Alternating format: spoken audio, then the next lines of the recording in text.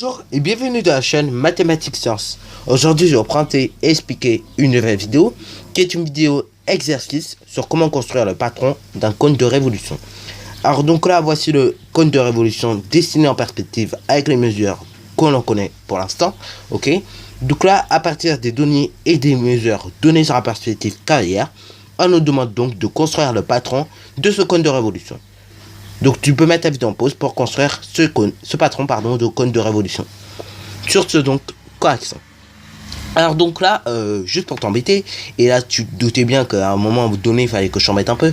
Et oui, je suis donné déjà le patron d'un cône de révolution à faire. Et oui, comme tu as pu te douter, il manque une longueur. Enfin, une longueur qui est d'ailleurs essentielle. Et oui, c'est la longueur de la génératrice. Alors tiens, d'ailleurs, il faudrait se poser la question, mais qu'est-ce que c'est qu'une génératrice? Une génératrice, en gros, c'est ce côté-là. Ok, c'est ce côté-là qu'on assemble après par pliage. Ok, et donc là, cette longueur est vraiment essentielle. Donc là, on va le voir pourquoi et par un patron. Ok, en l'occurrence, qu'on nous en voir ça. Ok, donc là, voici le patron d'un cône de révolution. Ok, donc là, je vais dézoomer un peu pour que vous voyez un peu mieux. Donc là, il s'agit donc d'un patron de cône de révolution. Ok, donc si je plie ce patron par pliage et par découpage, du coup, et j'obtiens effectivement un cône de révolution. Bon, peut-être pas très bien fait parce qu'il manque les languettes, mais c'est fait exprès. Mais néanmoins, j'obtiens un patron de cône de révolution. Alors donc là, ce patron de cône de révolution, il est composé d'une surface latérale, ok, et d'une base, ok, qui est un disque. Et donc là, comme vous pouvez constater, ceci est la génératrice, ok. Et donc à l'intérieur, vous aurez une hauteur, ok, droite qui est perpendiculaire et qui passe par la base, ok, de notre cône de révolution. Et donc là, justement, cette mesure-là est vraiment essentielle. Ok, d'une part. Mais après, d'une autre part, il faudra connaître cet angle-là. Ok. Et pour connaître la mesure de cet angle-là, il va falloir qu'on fasse des relations de proportionnalité. Ok. Donc là, vraiment, il va falloir qu'on s'investisse dans une démarche d'investigation, encore une fois. Donc là, je remets la figure à main levée, enfin, en perspective, afin donc qu'on puisse comprendre la chose. Donc là, nous avons donc un triangle. Là, j'ai nommé ce triangle ABC. Pourquoi je nomme ce triangle ABC? Parce que là, nous allons être obligés d'utiliser un théorème que nous avons vu récemment, et oui, c'est le théorème de Pythagore. Et on l'a pas vu pas loin qu'hier, ok? Donc, vraiment, comme je t'avais dit, on n'allait pas faire d'application directe, mais par contre, on va faire une application là maintenant pour calculer tout simplement la longueur de la génératrice, qui serait sur un triangle, et du coup, l'hypoténuse, ok? Donc là, déjà, il faut déjà quelques données. Donc là, les données s'affichent sur la figure. Donc là, on sait que le rayon du cercle de base est égal à 5 cm et la hauteur est égale à 12 cm. Là, maintenant, on va devoir utiliser le théorème de Pythagore. En gros, il va falloir qu'on effectue notre démonstration et petit à petit, on va utiliser dedans le théorème de Pythagore. Donc là, déjà d'une, on va mettre, comme d'habitude, tout ce que l'on sait. Ok? Donc là, d'abord, on sait que justement, le triangle ABC est un rectangle en B, que AB est égal à 12 cm, BC est égal à 5 cm, ok. Donc déjà, c'est tout ce qu'on sait sur la figure. Maintenant, il faut une propriété qui nous permette justement de calculer la longueur de l'hypoténuse, à savoir donc la longueur AC, ok. Donc là, du coup, il va falloir qu'on utilise le théorème de Pythagore. Donc là, on ne mettra pas d'après la propriété, on mettra d'après le théorème de Pythagore. Donc oui, d'après le théorème de Pythagore, on a quoi? On a AC au carré qui est égal à AB au carré plus BC au carré, ok. Ce qui donne par conséquent, du coup, AC au carré, qui est égal à 12 au carré, plus 5 au carré.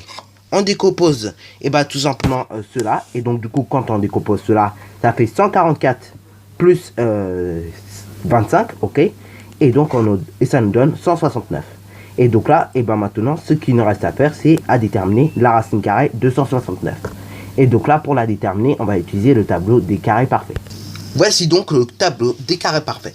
Ok, donc là il s'agit donc d'un tableau où vous avez tout simplement les nombres qu'on veut élever au carré, et en dessous vous avez tout simplement les nombres qui sont déjà élevés au carré. Et à l'inverse, on pourrait également dire que là on a les nombres élevés au carré et là donc leur racine carrée. Ok, ça fonctionne dans les deux sens. Ok, et donc là du coup là où c'est bien coloré et bien foncé, c'est tous les nombres qu'on veut élever, et là où c'est un peu moins coloré et moins foncé, donc c'est là on veut tout simplement la racine carrée, ok, et qu'on a d'ailleurs élevé au carré déjà. Bon, alors donc là, tout simplement, on cherche 169 déjà d'une. Alors 169, c'est la partie qui est tout simplement moins bien colorée. Donc du coup, on veut sa racine carrée, forcément. Et donc du coup, la racine carrée de 169, on voit bien, c'est 13. Donc du coup, on peut en conclure sur notre figure que AC vaut 13 cm. Ok? Voilà, voilà. Et donc là, on rédige comme d'habitude la petite conclusion. Bah alors, donc là, maintenant, pour déterminer la mesure de l'angle, ce que nous allons faire, on va faire des relations de proportionnalité. Alors là, pourquoi, vous allez me dire, on doit faire des relations de proportionnalité? Après tout, on a des longueurs qu'il nous faut. Pourquoi encore faire des relations de proportionnalité? Ça ne sert quasiment à rien, vous me direz-je. Bah si, ça sert à quelque chose justement. Et je vais vous montrer encore une fois par le patron. Donc là, vous voyez, il y a le patron. Donc là, on connaît la longueur de la génératrice, super. On connaît la longueur également du rayon de notre cercle de base. Mais maintenant, il nous manque plus que cet angle-là. Ok, cet angle-là, moi, je ne connais pas sa mesure. Et donc, du coup, je vais devoir noter cet angle-là X. Ok, donc là, pour faciliter les calculs, il risque d'avoir des petites choses bizarres. Mais néanmoins, c'est juste pour faciliter les calculs et donc, qu'on se comprenne bien. Ok. Bah alors bien sûr, là, pour résoudre ce petit problème, vous avez plusieurs solutions. Hein. Soit vous faites produit en croix comme je vais faire, ou soit vous faites diverses méthodes. Ok. Donc là, d'une part, on va calculer le périmètre de chaque cercle. Ok. Donc là, du coup, on sait que cette partie, la génératrice mesure bien 13 cm ce coup-ci. Ok. Et donc là, du coup, on peut calculer déjà le périmètre du premier cercle de base, qui mesure 5 cm de rayon. Donc, on multiplie 5 multiplié par 2, ça fait 10. Et donc là, on va donner des valeurs exactes, ce qui veut dire 10 pi.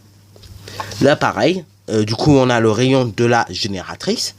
Donc là, on va obtenir son diamètre en multipliant par 2, ce qui nous donne donc 26 pi, ok, 26 cm.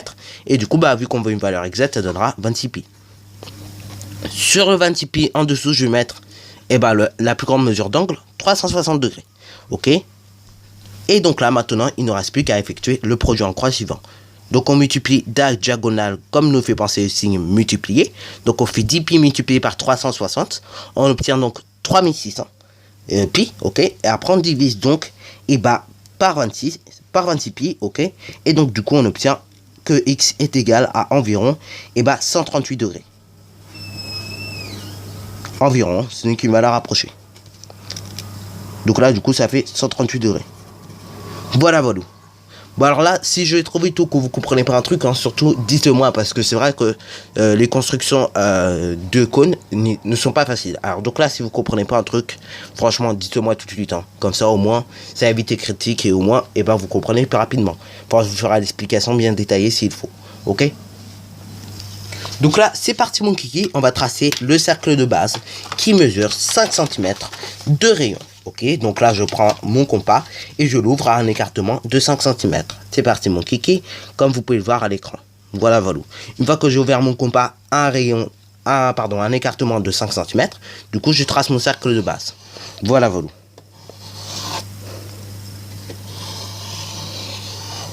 Voilà, voilà. Donc là on peut éventuellement noter le point qui nous a permis de construire le cercle. Ça peut être toujours utile au cas où si on en a besoin à nouveau.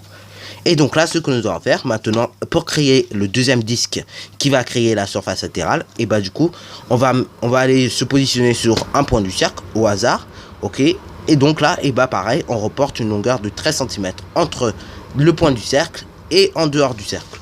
Et donc on va jusqu'à 0, pour mon cas. Et donc là où on est à 0, on laisse une petite trace à la règle. Et donc là, je vais relier le point que je viens de créer avec ma règle graduée, ok. Et tout simplement, avec mon compas, bien évidemment, ok. Donc là, ce qu'on peut faire éventuellement pour être plus précis, c'est faire une deuxième intersection, comme ça au moins, on est sûr de là où on se place. Voilà, voilà. Et donc là, je reporte ma longueur entre ce point et ce point. Donc, comme je disais, on va relier ce point-là à le point qui nous a permis donc de créer tout simplement l'autre point, ok, donc à l'autre point du cercle. Et donc là, comme on trace un demi-cercle. Voilà, voilà. Une fois donc que nous avons tracé notre demi-cercle, voilà, voilà, donc je sais pas si se voit, je vais essayer de vous le faire voir, voilà, voilà, et on trace un diamètre. Donc, comme je disais, nous allons tracer un diamètre, pardon, du cercle, ok. Donc là, c'est parti mon kiki, on va tracer un diamètre de notre cercle, ok. Ce qui va nous permettre, en fait, de construire notre angle de 138 degrés. Donc là, on essaie de tracer, là où on peut, ok. Parce que bon, c'est vrai que le cercle, enfin le demi-cercle, pardon, et il prend pratiquement toute la feuille, hein. Ok.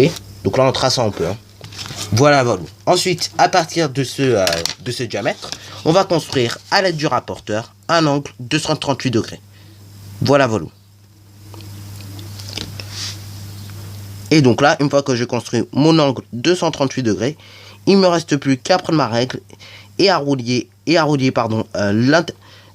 tout simplement le point, ok, ce point là, à la trace que j'ai laissée au crayon à papier. Donc cette trace là et non cette trace, hein, ok.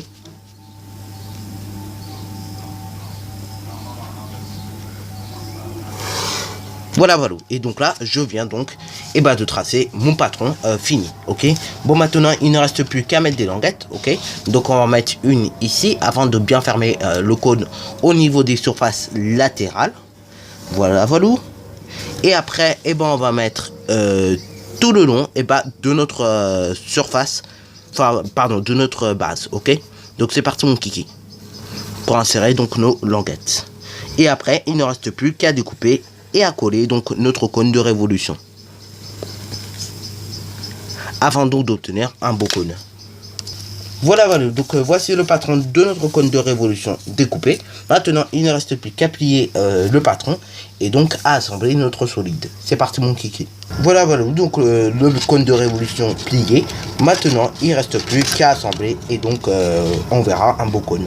C'est parti mon kiki. Voilà. Donc notre cône de révolution est assemblé. Donc sur ce, donc c'est déjà la fin de cette vidéo. Alors si tu as bien aimé, n'hésite surtout pas à liker, à commenter et bonne réussite à toi en mathématiques et en sciences.